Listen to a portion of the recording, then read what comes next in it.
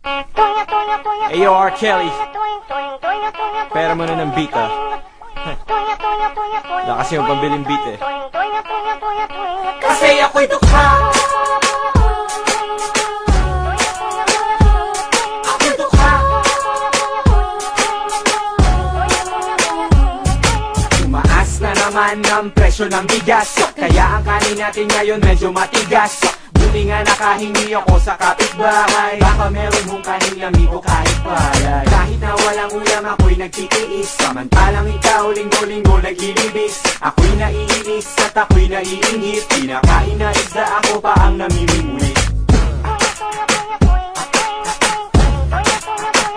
Kasi ako'y dukha. Ako'y dukha. Kasi ako'y dukha.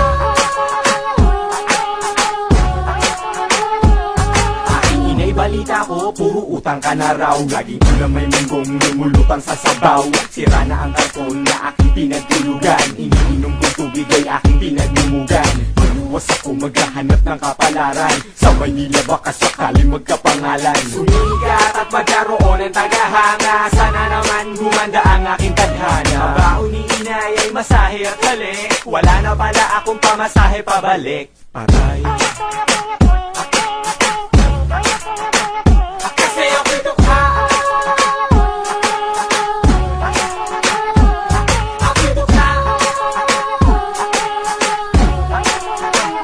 Kasi ako'y dukha.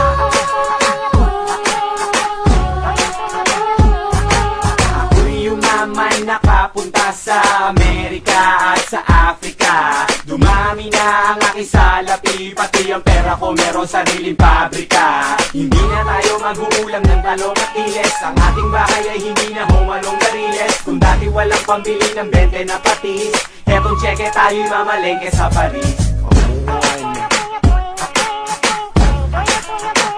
Ako'y di nadukha. Pera ko ngayong tatlong mukha.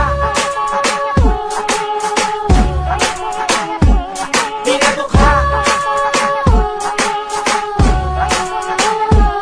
Versace itong suot ko, sa'yo ano tatak niyan? 5 asawa ko, bawat isa 8 sasakyan. Sa dami ng pera, pinapakupit at pinut-punit, hindi mauubos kahit mabuhay ng 7 ulit. Kaya damandam ako ang aking pagiging bantog, patagal ng patagal ako'y nagiging hambog. Kasi mayaman na, biglang sumikat ang mga kanta, tapos biglang pinulikat, tumilat ang mga mata.